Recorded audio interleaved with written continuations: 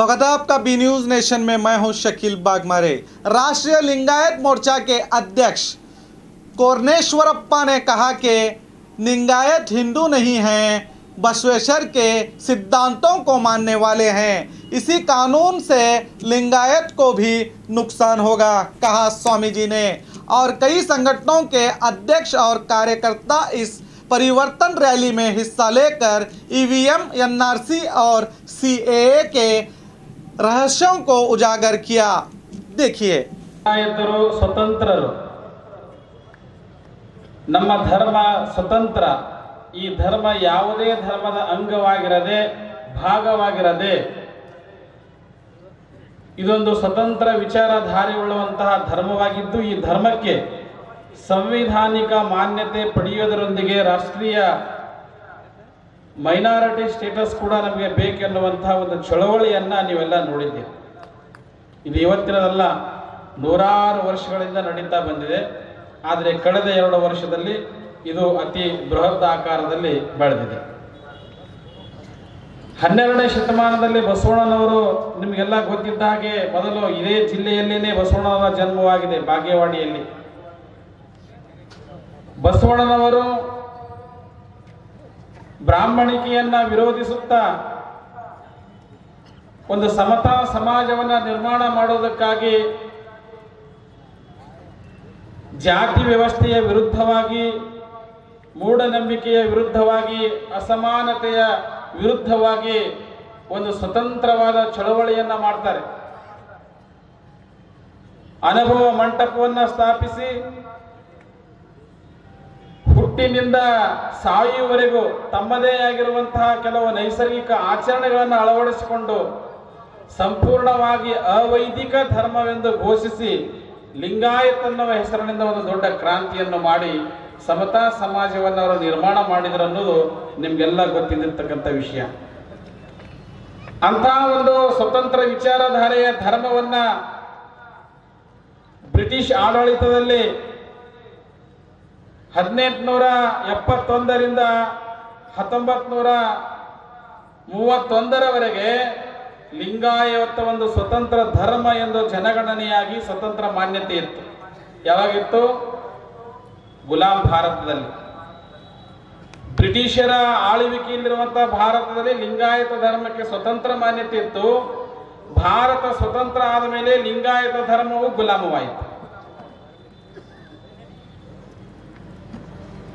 गुलाम भारत में लिंगायत धर्म को स्वतंत्र मान्यता थी, लेकिन आजाद भारत में लिंगायत धर्म का मान्यता रद्द हो गया. गुलाम भारत में लिंगायत आजाद थे, आजाद भारत में लिंगायत गुलाम हो गए. धार्मिक गुलाम बन गए हम लोग. हमारा पहचान के लिए, हमारा अस्तित्व के लिए हम लोग लड़ रहे हैं.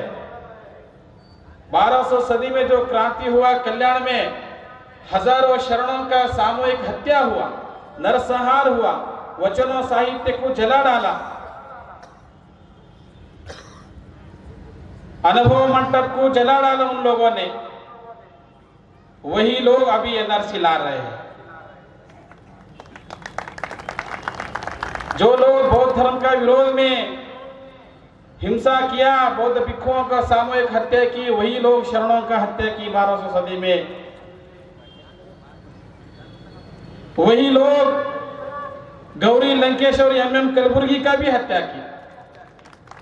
ये तो सिलसिला जारी है, कभी बंद नहीं हुआ.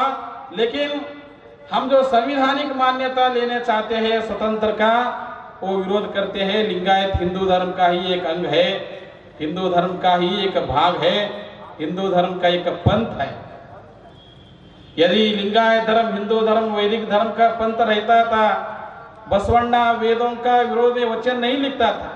वेदों पर खड्ग चलाऊंगा, आगम का पीठ पर चाबुक चलाऊंगा,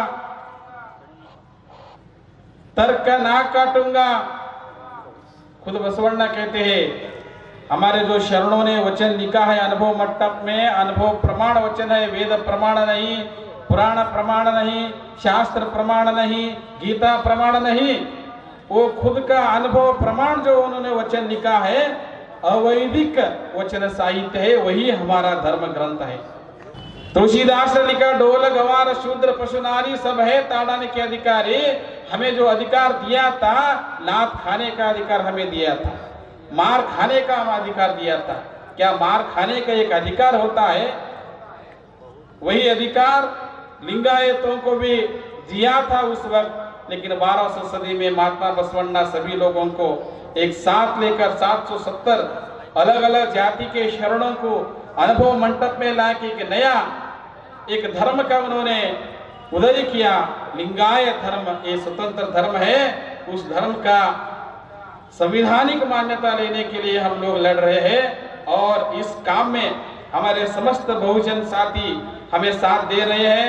बहुत सारे हमारा जो रैली हुआ वहाँ मुस्लिम बंधु सबसे आगे हमें मदद की और राष्ट्रीय स्तर पर माननीय वामन मेश्राम साहब पूरा देश भर में लिंगायत स्वतंत्र है इसका प्रचार प्रसार करने के लिए हमें मौका दिया। इसलिए हम सबको मिलकर लड़ने का है। 19 तारीख को बहुत बड़ा हमारा जन आंदोलन है, देशव्यापी भारत बंद है, उसमें आप सब लोग शामिल हो जाए। सभी लिंगायतों से और सभी मुसलमान भाइयों से मैं ये गुजारिश करता हूँ। धन्यवाद। जय भारत। कि 29 तारीख को इंशाअल्लाह हमें पूरा बीजापुर डिस्ट्रिक्ट बंद करना है। इंशाअल्लाह बंद करेंगे भाई इंशाअल्लाह। हाँ, हाथ उठा करके इंशाअल्लाह साथ दो कि हम 29 तारीख को। और एक जरूरी ऐलान ये है कि आज जो है 23 तारीख है, कल 24 छोड़िए 25 को जो है इसी पर 16 फरवरी को मौलाना सज्जाद साहब नौमानी दावम बरकातुहुम बेंगलुरु भी तशरीफ ला रहे हैं इसी काम के सिलसिले में। वहां भी आप हजरात को इंशाअल्लाह पहुंचना है। अच्छा, और एक बीजापुर के ताल्लुक से एक ऐलान ये है कि जिस जगह पर हम लोग बैठे हैं दरबार ग्राउंड में, आज 23 तारीख है, कल 24 है, 25 को और एक यहाँ पर बहुत अहम प्रोग्राम रखा गया है। आप तमाम हजरात जो है वो 25 को भी यहाँ पर पहुंचने की फिक्र फरमाएं। वो प्रोग्राम जो है 4 बजे से 2:30 बजे से 5 बजे तक का है। तो आप हजरात जो है 25 तारीख को दोपहर में 2:30 बजे से 5 बजे तक यहाँ आने की फिक्र करें। भाई अभी इंशाल्लाह जो है यहीं ये बाजू में जो मस्जिद है, हमारी स्टेडियम मस्जिद है, इंशाल्लाह वहीं पर नमाज भी होगी। आप हजरात का हम बहुत बहुत शुक्रिया अदा करते हैं कि आप यहाँ पर तशरीफ लाए, आपने इत्मीनान से हमारी बात सुनी। ताकि ಇಂದಿನ ಈ ಸಭೆಗೆ ತಾವೆಲ್ಲರೂ ಆಗಮಿಸಿದ್ದೀರಿ। ನಮ್ಮೊಂದಿಗೆ ಅಬ್ದುಲ್ ಹಮೀದ್ ಅಜಾರಿ ಸಾಹೇಬರು ಬಂದು ತಮ್ಮನ್ನು ಉದ್ದೇಶಿಸಿ ಮಾತನಾಡಿದ್ದಾರೆ। ಅವರಿಗೆ ನಾನು ಬಹುಜನ್ ಕ್ರಾಂತಿ ಮೋರ್ಚಾದ ಪರವಾಗಿ ನಾನು ಅವರಿಗೆ ತುಂಬ ಧನ್ಯವಾದಗಳನ್ನು ಹೇಳುತ್ತೇನೆ। ಅದೇ ತರನಾಗಿ ವಾಮನ್ ರಾವ್ ಮೆಶ್ರಾಮ್ ಹಾಗೂ ದಂಪತಿಗಳು ಆಗಮಿಸಿ ತಮ್ಮನ್ನು ಉದ್ದೇಶಿಸಿ ಮಾತನಾಡಿದ್ದಾರೆ। ಅವರಿರುವರಿಗೂ ಸಹಿತ ನಾನು ಈ ಬಿಜಾಪುರ ಸಮಸ್ತ ಬಾಂಧವರ ಪರವಾಗಿ ನಾನು ಅವರಿಗೂ ಸಹಿತ ಧನ್ಯವಾದಗಳನ್ನು ಹೇಳುತ್ತೇನೆ। ಪೂರ್ಣೇಶ್ವರ ಸ್ವಾಮೀಜಿಯವರು ಬಂದು ಮಾತನಾಡಿದ್ದಾರೆ। ಅದರಂತೆ ವಕೀಲ್ ಅಹಮದ್ ಕಾಶ್ಮಿ ಅವರಿಲ್ಲಿದ್ದಾರೆ ಹಾಗೂ ವಿಕಾಸ್ ಚೌಧರಿ ಅವರಿಲ್ಲಿದ್ದಾರೆ, ಹುಸೇನ್ ಬಿ ಆರ್ಮಿಯ ಹುಸೇನ್ ಖಾದರ್ ಹುಸೇನ್ ಅವರಿದ್ದಾರೆ, ಮಹಾಬರಿ ಸಾಹೇಬ್ ಹಿರಿಯರಿದ್ದಾರೆ, ಸಲೀಂ ನಾಡಿಕರ್ ವಕೀಲರಿದ್ದಾರೆ, ಖಾದ್ರಿ ವಕೀಲರಿದ್ದಾರೆ ಹಾಗೂ ಸುಧಾಕರ್ ಕನ್ನಮಡಿ ಅವರು ನಮ್ಮೊಂದಿಗಿದ್ದಾರೆ ಹಾಗೂ ಎಲ್ಲ ಮಹಿಳೆಯರು ಇಲ್ಲಿ ಬಂದಿದ್ದಾರೆ। ಅವರೆಲ್ಲರಿಗೂ ಸಹಿತ ನಾನು ಬಹುಜನ್ ಕ್ರಾಂತಿ ಮೋರ್ಚಾದ ಪರವಾಗಿ ತುಂಬ ಹೃದಯದ ಕೃತಜ್ಞತೆಗಳನ್ನು ಹೇಳುತ್ತೇನೆ। ತಾವು ಶಾಂತ ರೀತಿಯಾಗಿ ತಾವು ಮನೆಯನ್ನು ಮುಟ್ಟಿದಾಗ ಮಾತ್ರ ನಮಗೆ ಮನಸ್ಸಿಗೆ ಶಾಂತಿ ದೊರೆಯುತ್ತದೆ। ಏಕೆಂದರೆ ತಮಗೆಲ್ಲರಿಗೂ ಶುಭ ಆಗುತ್ತೇನೆ। ತಾವು ನನ್ನೊಂದಿಗೆ ಘೋಷಣೆಯನ್ನು ಕೂಗಿ, वामन राव मेश्राम जी आप आगे बढ़ो, हम तुम्हारे साथ है। वामन राव मेश्राम जी आगे बढ़ो, हम तुम्हारे साथ है। और खबरों के लिए देखते रहिए बी न्यूज नेशन।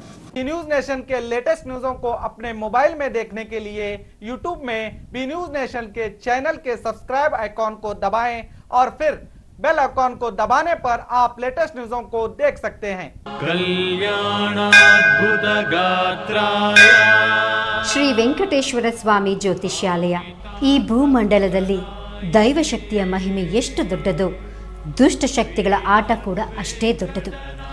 ವಿದ್ಯೆ, ಉದ್ಯೋಗ, ಆರೋಗ್ಯ ಸಮಸ್ಯೆ, ವ್ಯಾಪಾರದಲ್ಲಿ ನಷ್ಟ, ಶತ್ರುಗಳ ಬಾಧೆ, ವಿವಾಹ ಸಮಸ್ಯೆ, ದಾಂಪತ್ಯ ಸಮಸ್ಯೆ, ಸಂತಾನ ಇಲ್ಲದಿರುವುದು, ಸ್ತ್ರೀ ಪುರುಷ ಪ್ರೇಮ ವಿಚಾರ, ಇಂಥ ನಾನಾ ಸಮಸ್ಯೆಗಳು ನಿಮ್ಮ ನೆಮ್ಮದಿಯನ್ನೇ ನಾಶ ಮಾಡಿಬಿಡುತ್ತವೆ।